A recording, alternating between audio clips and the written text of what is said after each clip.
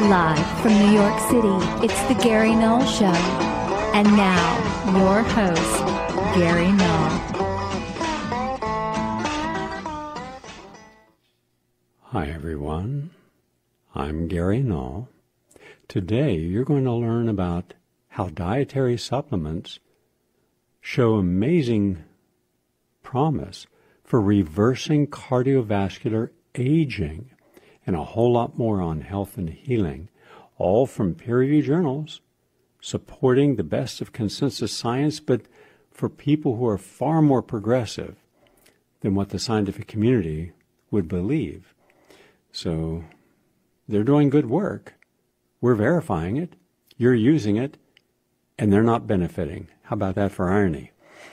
So we're going to share that. Then I have a guest in the second part of our program. He is an outstanding scholar in the field, and he is Gareth Porter, and we're going to talk about the untold story of John Bolton's campaign for war with Iran, the fact that our new CIA director is a pro-war, pro-torture person. She actually ran the Black Ops site in Thailand that waterboarded people and then destroyed videos showing that people died under interrogation by the CIA. Not a good person. Now, you get Bolton and the head of the CIA, this woman together, and you can almost be guaranteed that within 12 months, 24 months, I would say at the outside, you're going to have a full-blown war with Israel, United Arab Emirates, Kuwait, and mostly Saudi Arabia fighting Iran. Iran doesn't want a war.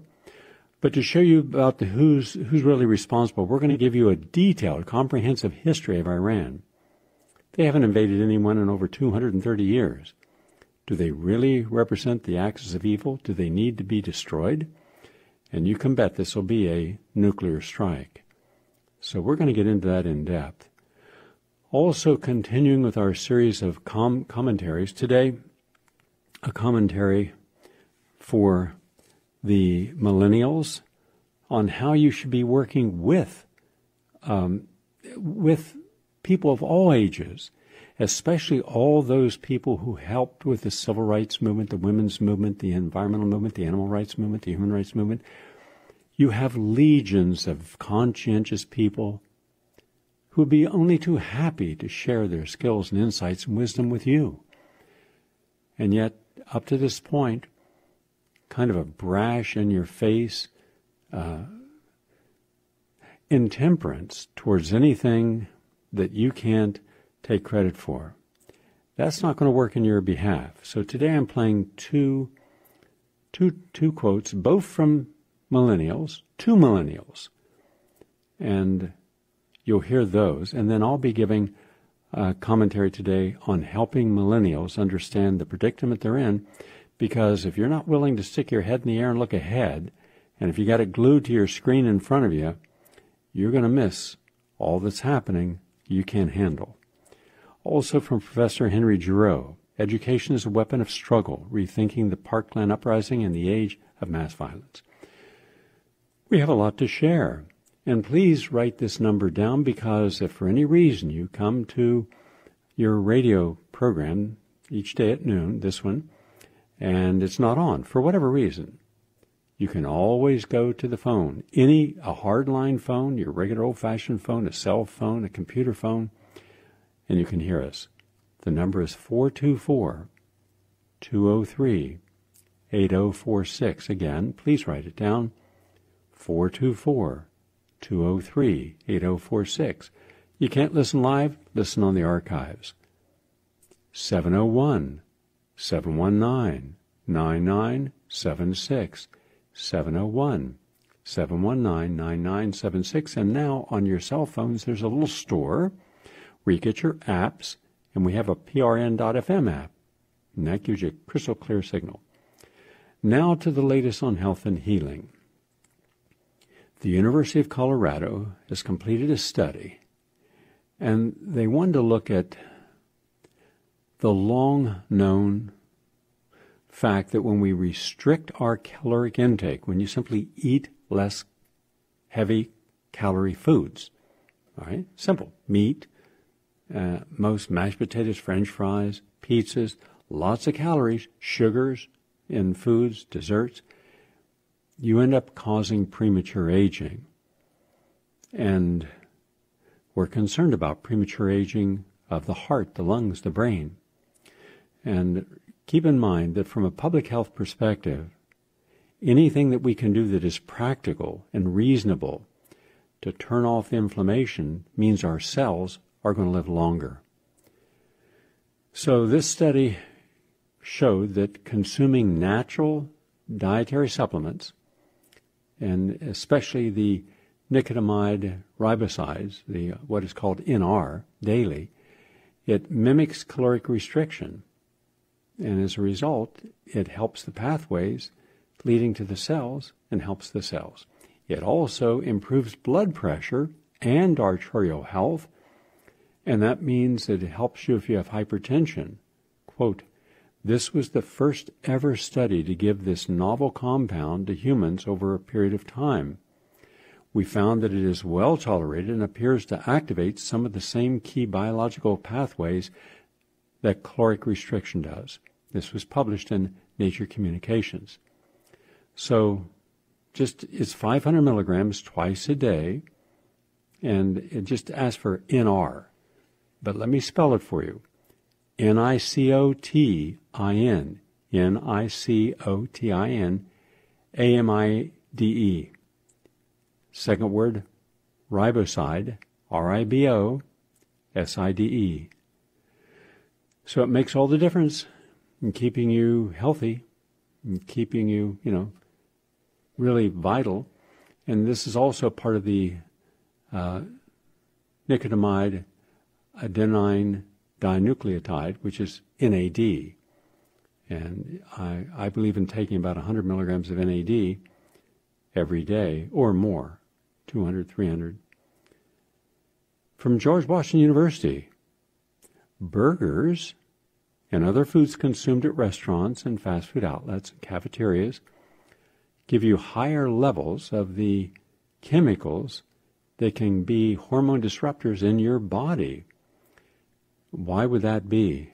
Well, because almost all that stuff is put onto plastic, and that plastic, the container you drink your colas out of, and the little basket that French fries come in, that when it's exposed to heat and all that food that you're getting is hot, releases the chemicals. And when you're eating at home, you're not using those plastics, and therefore you're using regular silverware and plates, and you don't get that in your body. So that's dangerous because that leads to chemicals that disrupt your prostate, your breast. You end up with higher degree of breast cancer, prostate cancer, ovarian cancer. So bad for you. Also, just one high-fat meal, just one, sets the perfect stage for heart disease. Now that would seem impossible. I remember when I was asked to debate, and there was a period in my life from about 1972 to about 1980, I did hundreds of debates. In fact, every time the media wanted to see a debate, like on NBC National or ABC in Chicago, they would call me up and say, "Would you come on and debate the head of the Dairy Association, the Sugar Institute, the chemical?" It was always one of these companies, and I'd say, "Sure."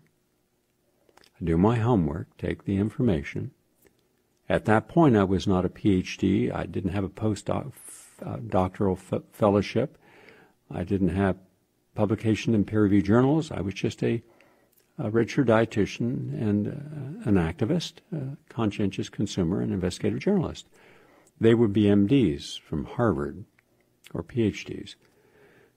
And most of the debates would, at the beginning, centered around their qualifications to talk on a subject, even though they had no background in the subject. How can you come on and talk about organic farming if you've never grown anything organically? You're here to defend the use of DDT or pesticides. How can you talk about diet when you're not a dietitian, you're not a nutritionist? I am, you're not.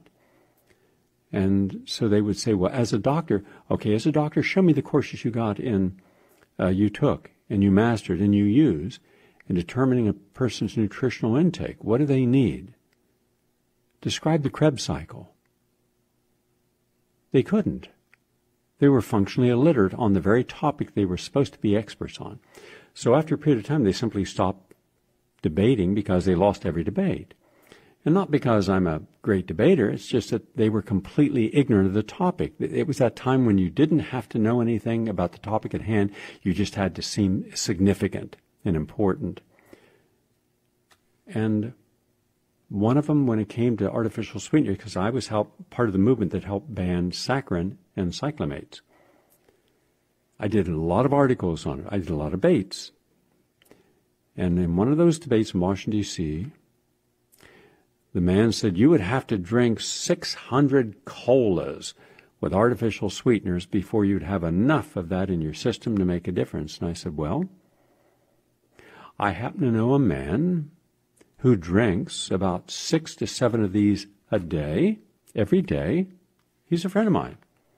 And because he didn't want to drink the sugar. So if he drank, let's just say the lower amount. Let's say he drank 6 a day, times 7 days is 42, times 52 weeks in a year. That's 2,184 sodas he would drink, or 400% more than what you're suggesting a person would have to drink before they manifested cancer or abnormal cells. Now, do you think he's alone? Have you gone to every home where there's someone obese in that house or overweight and asked how many soft drinks you drink with artificial sweeteners? They hadn't thought of that. So now we put to rest the whole idea you have to drink 500 of something, because the second part of that issue was, is that the only thing in a person's life? Every 24 hours they're eating nothing, drinking no water, they're only consuming soft drinks. No, they're eating other foods and other beverages. And how many of those food or beverages also contain chemicals that can alter a person's metabolism, harm their stomach, their digestion, their bacteria?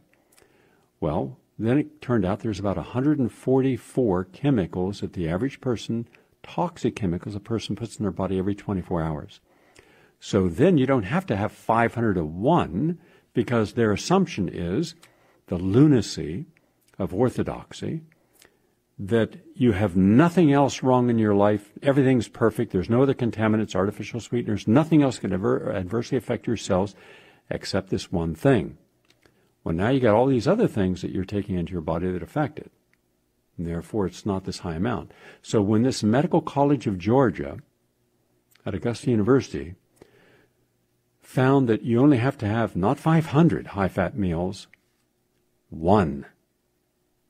Total. One meal. That's it. One meal.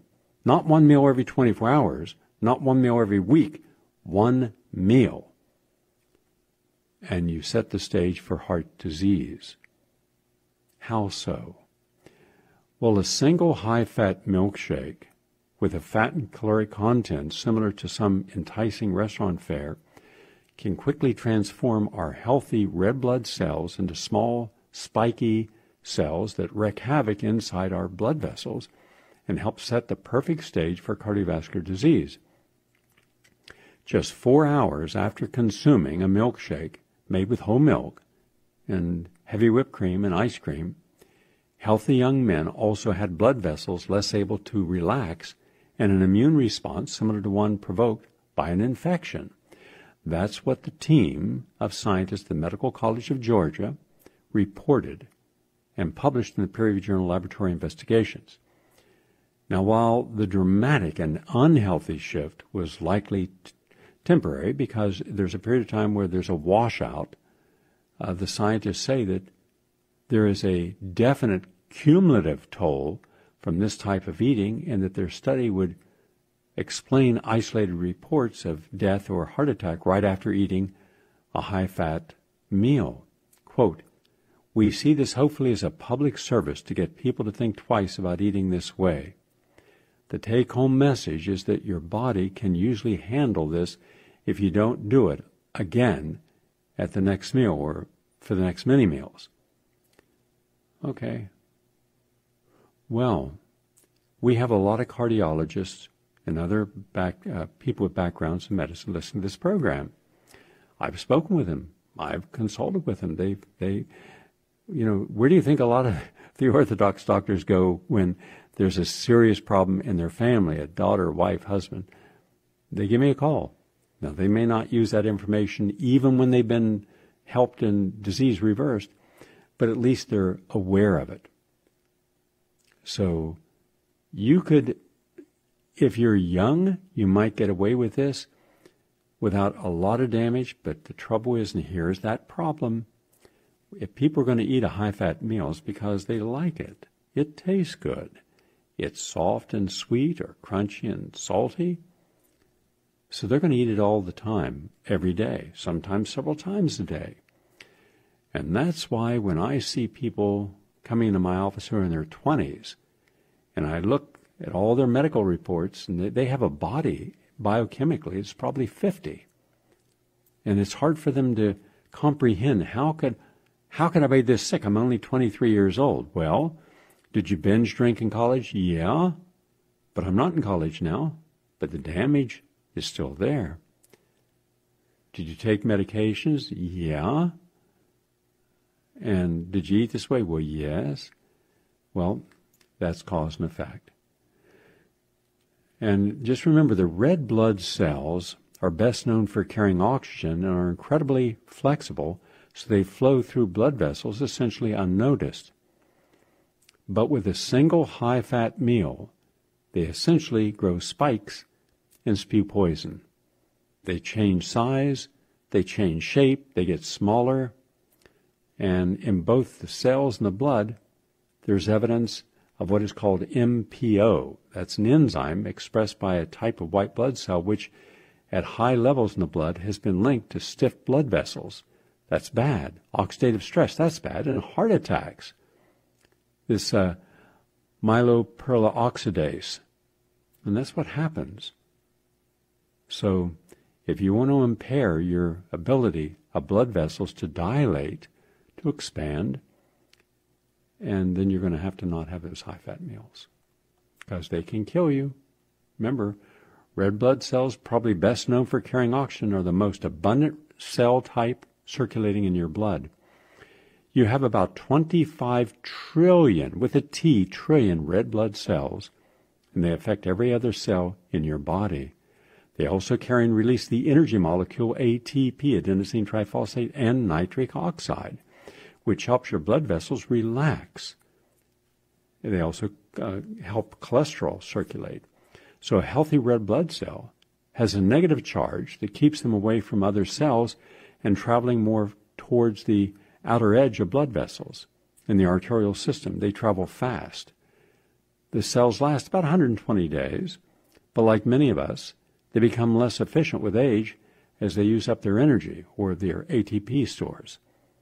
So have that glass of beet juice every day, and especially men, if you have erectile dysfunction, you just can't get it up, have yourself a 60-ounce glass of beet juice, and about an hour later, you'll see the impact of nitric oxide. But if you don't have a problem with that, and you just want to have a healthier workout without having a heart attack, have that same glass of beet juice. I'm Gary Null. That's the latest on health and healing. We're going to take a brief break and come right back. Please stay with us.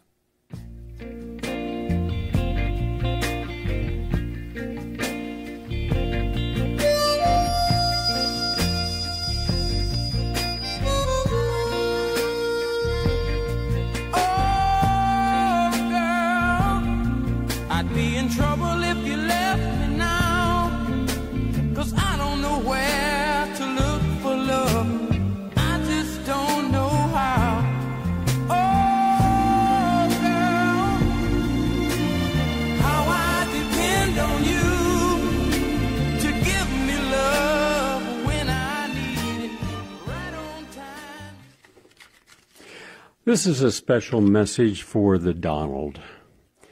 The president seems to have a challenge with English, with history, civics, civility, grammar.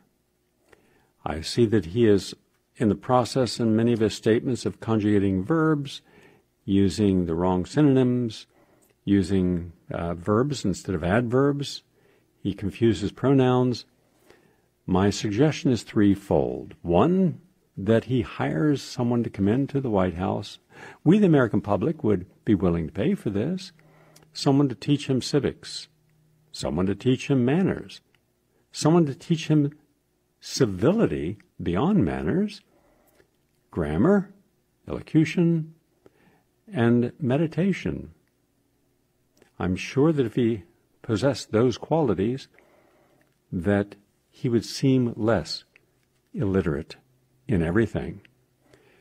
So this message is specifically for the Donald. To understand why simplistic, reactive posturing does not solve problems, it compounds them. As an example, today I've chosen the capacity to understand education. You've brought into your administration a person who is hard to imagine, but completely harmonized with you in functional literacy when it comes to our educational system, Betty DeVos. Her brother, by the way, is currently under investigation for his position on trying to adversely affect Islam or those who believe in it. And Eric Prince, who his company was also found responsible for the death of a group of people who were not armed and were not a threat to anyone. But that's a separate matter. But under your regime, the Donald, the role of education in producing the formative cultures in and out of schools necessary to support critical thinking and civic courage in critically engaged citizens appears to be disappearing. Words that speak to the truth and hold power accountable are in retreat. And lies are becoming normalized, and the relationship between the truth and the citizens is treated either with disdain or simply ignored. The democratization of information has given way to the democratization of disinformation or disimagination machines, proliferate in corporate control cultural apparatuses colonize the media and political landscapes. One consequence is that historic memory is not only vanishing in a culture of immediacy and sensationalism and fake news, it is also being written in school textbooks so as to eliminate dangerous memories and align the past with narratives that reinforced anti-democratic ideologies and social relations. In the current historical moment, memory has no place in the dark cave of civic depravity, a space where freedom is abandoned in an educational ecosystem where nothing is true, and the basis for criticizing power collapses under the spectacle of presidential bomb-throwing tweets and endless spectacles of diversion and high-level stretches of newspeak illiteracy. At a time when political extremists and warmongers have moved from the margins of politics to the center of power, a culture of fear and cruelty becomes the essence of politics, reinforced by the degeneration and erasure of any viable notion of morality and personal and social responsibility. But let us pause for a moment and think. When was the last time that in any administration, Truman, Eisenhower, Carter, Ford, all of them, to this day, when was the last time that the President of the United States and that President's cabinet met in an open forum to discuss a truth and reconciliation on all the crimes and misdemeanors against other people and the betrayal of trust from their own people, and said, this is what we've done, you're not aware of it, these are the agencies engaged in it, the CIA, the National Security Agency, the FBI, the Justice Department, the IRS.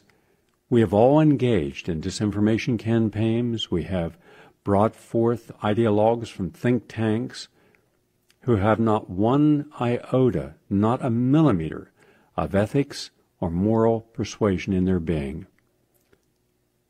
And we have allowed them to be fed. As I said on yesterday's program, feed the beast and ultimately it will destroy you. It will consume you. And while we were distracted by our ideologies, our indifference, our hubris, while we were not paying attention, we fed the beast. We chose not to feed Hillary Clinton or Bill Clinton, those beasts, but we fed the Republican beast.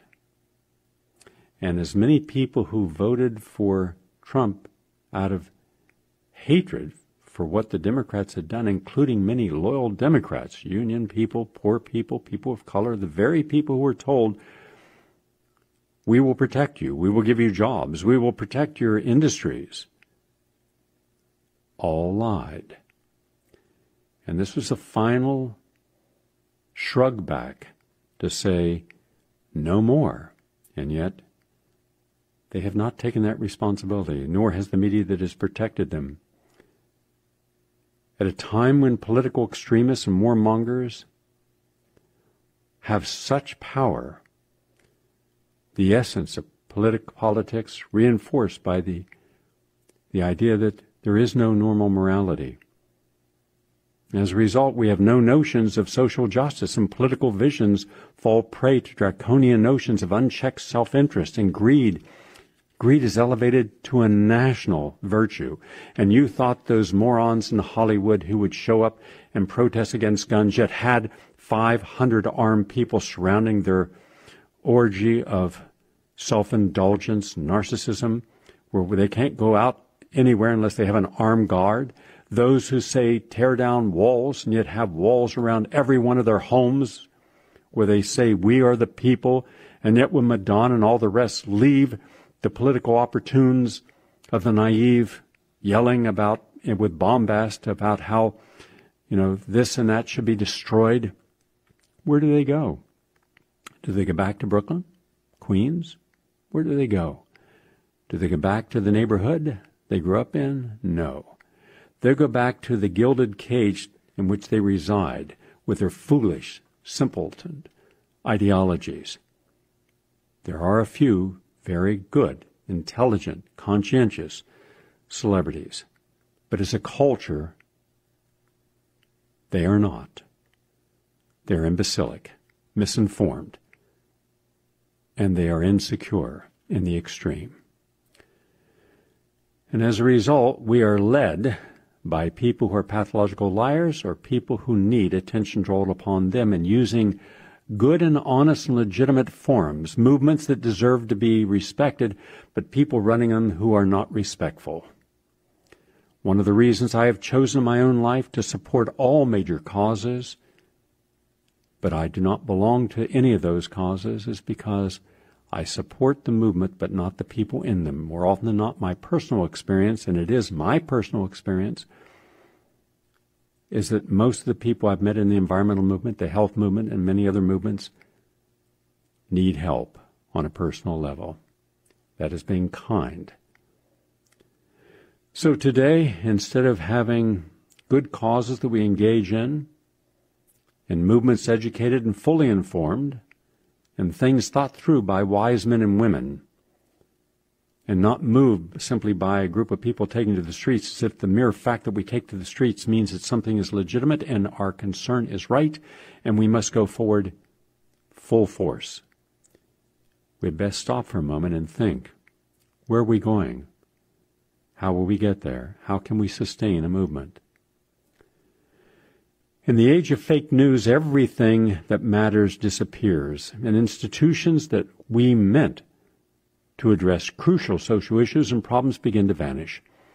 Notions of honesty, honor, respect, and compassion are increasingly policed, and those who advocate them are either muzzled or punished.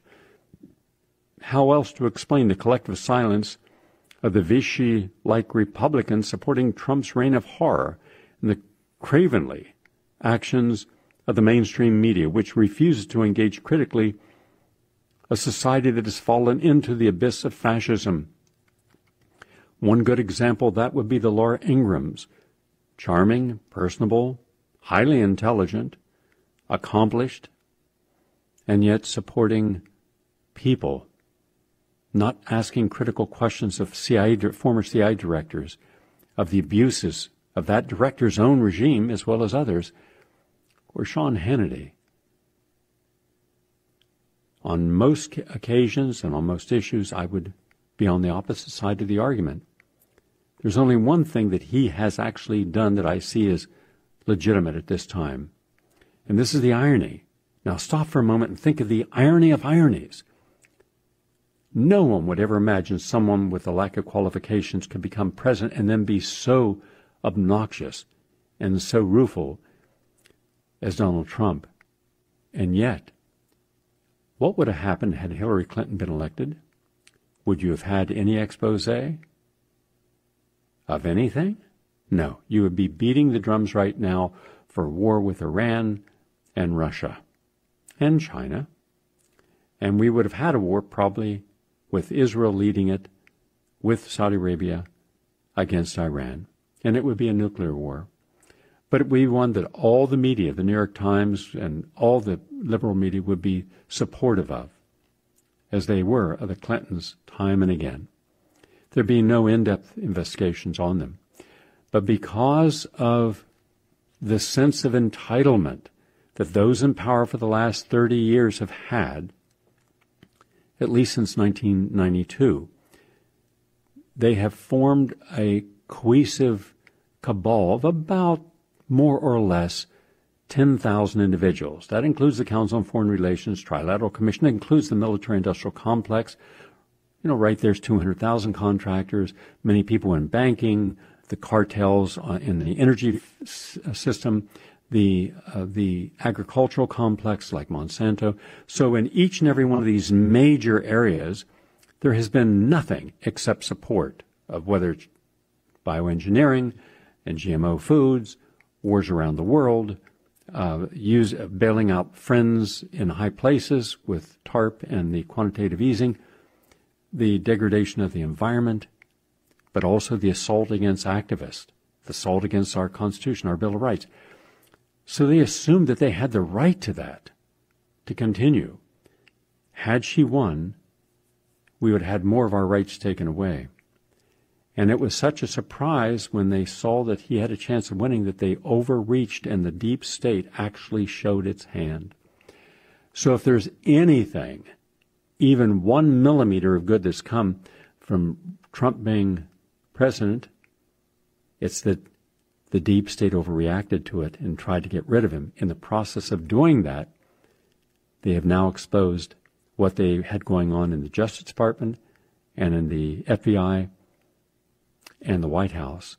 And I believe over the next 6 months, due to a whole group of people, Sarah Carter and Jarrett and in this case, I give him credit, Sean Hannity, on nothing else, it will be exposed. And then the people will see who was really in control of our country all along and what crimes and misdemeanors they commit. So you see that this fight from the ideal and promise of a substantive democracy is especially dangerous at a time in which the broad-based notion of authoritarian education has become central to politics, and particularly in a digital age in which there is an abundance, over an abundance of information and a proliferation of educational platforms from schools to the social media. And in the age of Trump, education has lost its alleged role in cultivating an informed, critical citizenry capable of participating in and shaping a democratic society, and lost also is an educational vision that takes people beyond the word that, well, let us use common sense, functions instead as a form of provocation and teaches them to be creative and exposes individuals to a variety of great traditions that historically have been done. Today, we only have a whole group of pedagogical conditions for individuals to expand the range of their own interest under the influence of corporate power and a growing authoritarianism in the United States. the state has become the enabler, and the state has become the provocateur.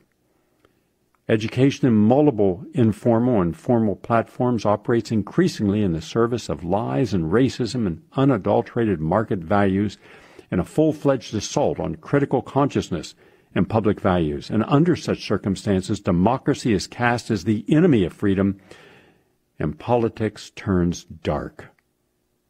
These anti-democratic tendencies are evident in the ways in which neoliberalism, since the 1980s, has reshaped formal education at all levels into a site for training, alienating market values, and imposing commercial relations as a template for governing all social life. Every idea, every value, every social relationship, every institution, and every form of knowledge runs the risk of being economized, turned into either a commodity, a brand, or a source of profits, or all of the latter. Increasingly aligned with market forces, and public and higher education are mostly primed for teaching business principles and corporate values, while the university administrators are prized as CEOs or bureaucrats in an audit culture.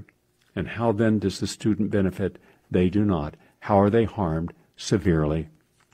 Because what happens when a mass of young minds goes into the world to make a difference, and you think, good for them, they're finally joining us by the millions, until you realize what mind they're bringing into the movements.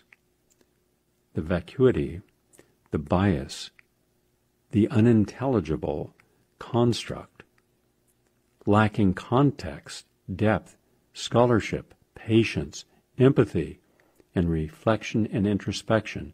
Wonder what could go wrong with that. I'm going to play you now a short segment. This is 4 minutes and 58 seconds long. This is by a young millennial speaking truth poetically about his generation and what we can learn from it. 422 friends, yet I'm lonely. I speak to all of them every day, yet none of them really know me. The problem I have sits in the spaces between, looking into their eyes or at a name on a screen.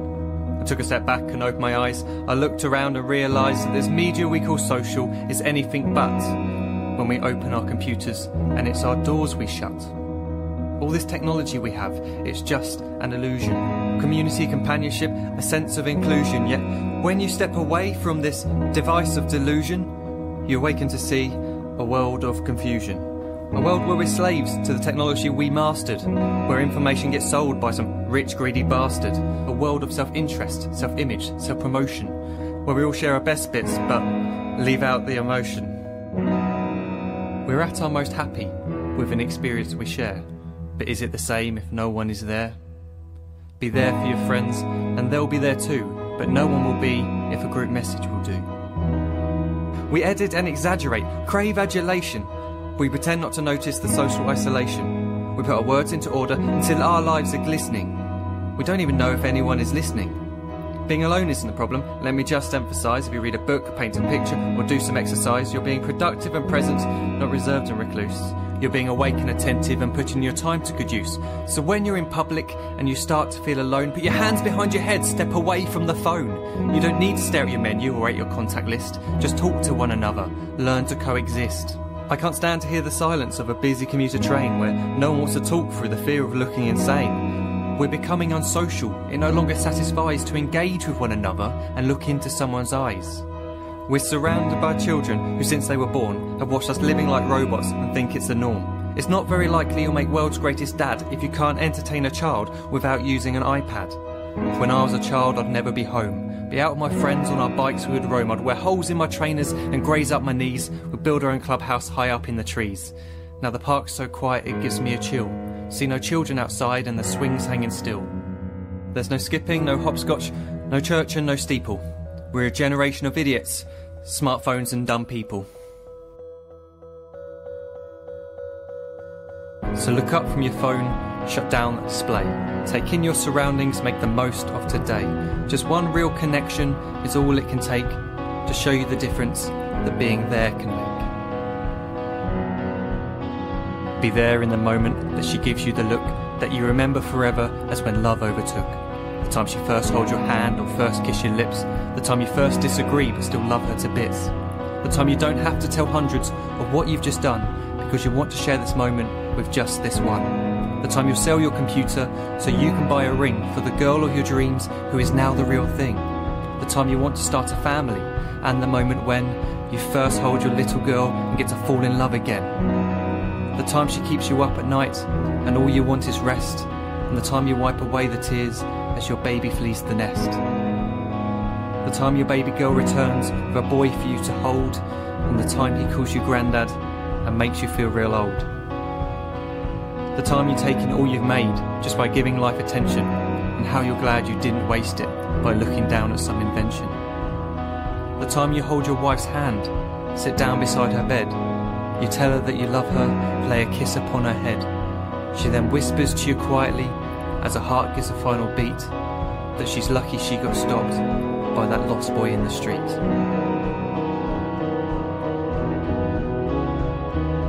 But none of these times ever happened. You never had any of this.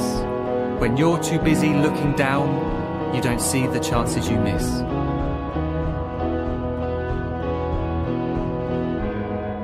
So look up from your phone, shut down those displays. We have a finite existence, a set number of days. Don't waste your life getting caught in the net, as when the end comes, nothing's worse than regret.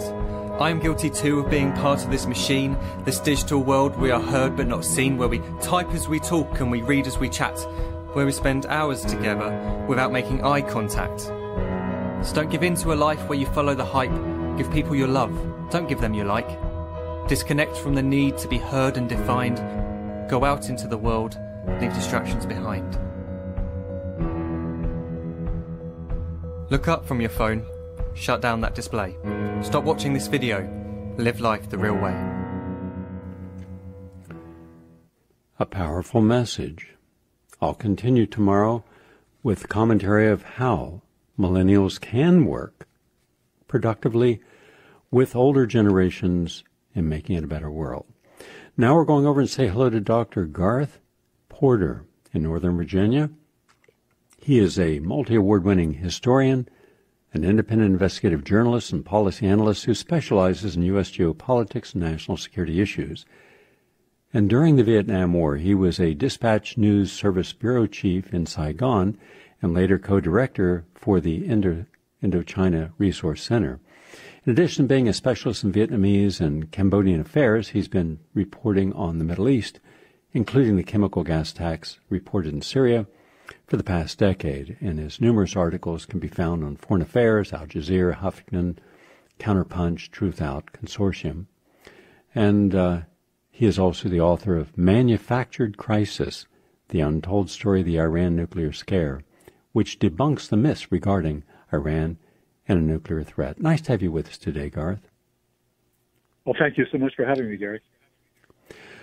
Right now, we're witnessing a powerful military pact forming between the U.S., Israel, and Saudi Arabia, and we can certainly include the UK and other allies as well. And all these players are staunch enemies of Iran and eager to wage war in order to create regime change. And moreover, John Bolton is now in charge of the National Security Agency's communications with the president, as he's his top national security advisor. Pompeo was the head of the CIA, and he has one of the most rabid pro-Israel and anti-Iran positions as neocons in charge of Middle East affairs in the White House. And then we have the new CIA nominee director. She ran the Thailand Black Op and was responsible for waterboarding and also destroying videos. These are the people counseling him on what to do. So before we get into a lot of in our society with the New York Times and CNN, I can see it already drumming for war as they did in 1992 up to 1993 invade of Iraq. Why don't you take us on a history of Iran so we can determine if Iran really is a threat or if this is just another regime change scam. So take us back to Iran before the U.S. under Eisenhower and the U.K. under Churchill led to the coup to al-Mossadegh. And Churchill, by the way, came back in office from 1951 to 55 after the Clement Attlee situation. What was Iran like before the coup, and how was Mossadegh covertly ousted? Because we've done the same thing in Syria and in Libya, same operation. So talk about the history of Iran. Okay, sure. What I would try to do here is to really provide a very brief capsule summary, just touching on the absolutely key points that I think you have in mind. And if you go back to before 1953, when President Mossadegh was ousted by the CIA, Iran was in the process of doing two things. It was trying to build a democratic system on one hand, and on the other hand, it was resisting the British effort to basically steal Iran's oil resources. And those two things really went together very closely, because of course Iran is a very nationalist country. The people there are very strongly nationalist, proud of their history. They have an extremely long 1,000-year history of proud civilization. And the British came in and were able to get control over their petroleum resources and essentially owned them. And the Iranians basically rebelled. During the Mossadegh government period, Mossadegh essentially nationalized the oil resources of Iran, and the British were beside themselves with anger. And the British government essentially went to Eisenhower, the Eisenhower administration.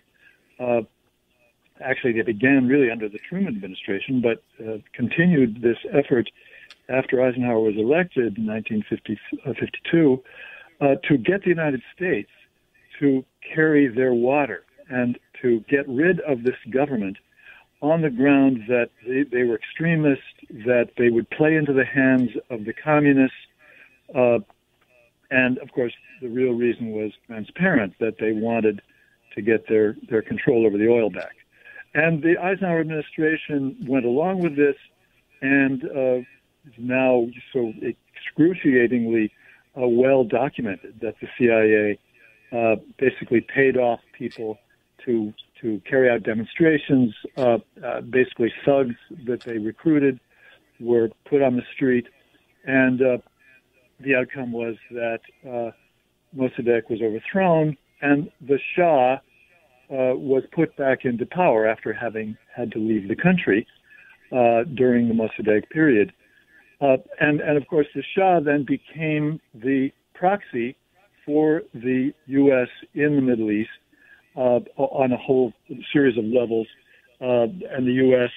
created a new police state in Iran that lasted until 1979. And of course, that was when the Shah's regime was overthrown by a huge majority of the Iranian people. After, of course, a period of crisis during which the Carter administration, which was in the White House at that time, was not sure which way to go, and Zbigniew Brzezinski was counseling in White House meetings the president to call for the Shah's police to simply shoot as many demonstrators as necessary to keep the Shah in power. So, that would be my capsule summary of the history that is so important in terms of understanding the Iranian viewpoint on the United States. And I mean by that not just the Islamic Republic, but generally speaking, the average Iranian is going to view the United States from a point of view that is largely defined by that history. Thank you for that overview. How dangerous are the tensions between the Iranian and U.S.-Israeli-led group that now has Bolton and Pompeo heading their respective federal departments and Recently, you wrote an article about Bolton's obsession with invading Iran and how he was instrumental during the Bush years in creating the mythology of Iran's nuclear capabilities as the Middle East's greatest threat. And what would you predict the outcome of a war or an invasion of Iran to be? Because Iran is not Iraq. It is a far larger country with a huge army, and it has the means to strike back, at least against Saudi Arabia. And we don't know what it's done on a technological level to use a part of its pushback as cyber warfare as well, when it itself was the victim of National Security Agency and Israeli cyber warfare when they tried to turn off all the electricity in Iraq and start the explosion of their nuclear fuel materials, their centrifuges, and make it look like this was all in their system when it was actually planted there by the United States and by Israel. So take us on that journey now. Sure. So, I mean, I think we begin with the fundamental situation that Iran faced in regard to its security after the revolution of 1979. Iran was really not a military power at all. It has never had, and I mean by this now the Islamic Republic of Iran, has never been a real military power. They do not have the ability, nor have they had the inclination, to build the military capability to project power beyond its own borders. And this is the fundamental fact that I think is, the successive U.S. administrations that have taken such a hostile attitude and policy toward Iran ever since the Islamic Republic was created, have tried to keep out of the news, keep out of the presentation of issues surrounding Iran ever since then. And so that's the starting point. And then secondly, I think as soon as the Islamic Republic was created, the issue of what to do about the Shah's nuclear program obviously came up, because they had an unfinished nuclear reactor that the United States government had supported. Westinghouse helped to build it, and was of course lobbying in favor of it. And Henry Kissinger and Richard Nixon and successive U.S. administrations had been in favor of it because the Shah was our guy, and therefore we wanted to support both the Shah and Westinghouse. But as soon as the Islamic Republic was created, then you had an immediate change of heart, and the successive U.S. administrations wanted to basically overthrow the Islamic Republic as soon as an opportunity presented itself. And then you had Saddam Hussein invading Iran. And this is the key point that I'm getting to.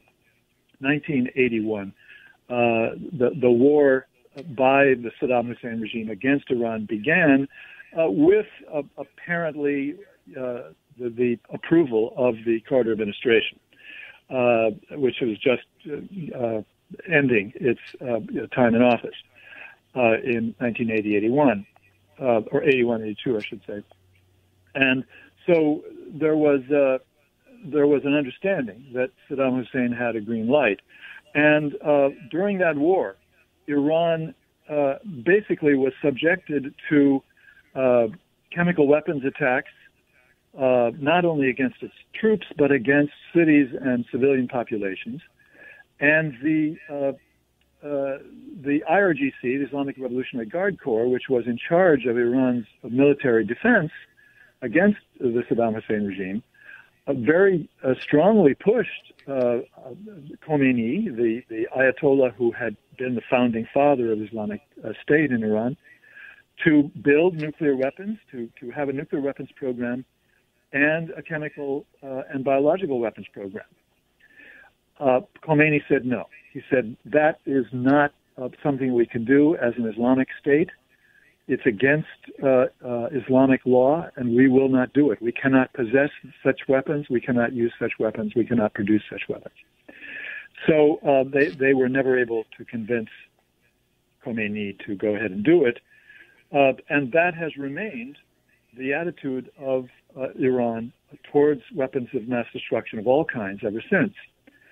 And I think this is the most important evidence that Iran's claim that it is not interested in weapons of mass destruction, and particularly not interested in nuclear weapons, is in fact the truth. And I have been publishing that, and no one has ever responded with any argument that in any way, shape, or form would weaken the force of that argument.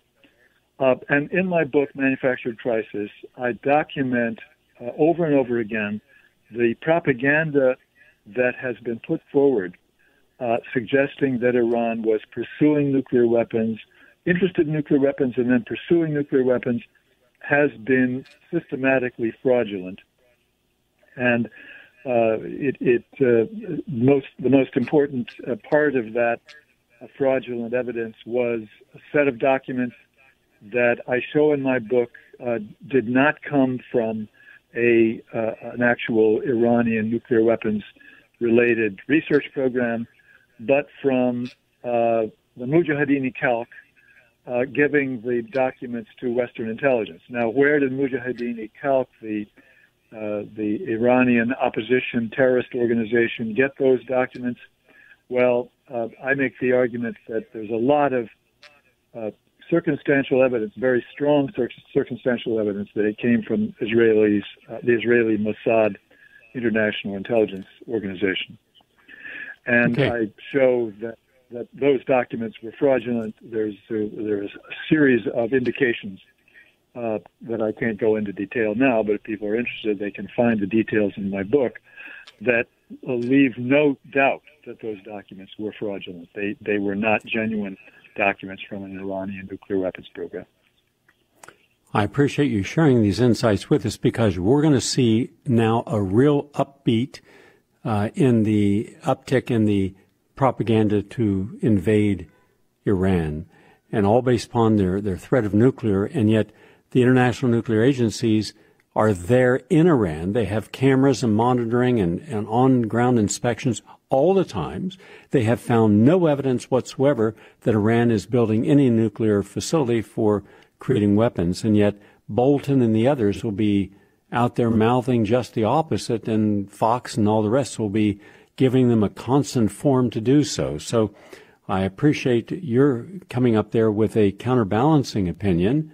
And again, people can read the book Manufactured Crisis, The Untold Story of the Iran Nuclear Scare, by my guest, who's on the phone from down in Virginia, Dr. Gareth Porter.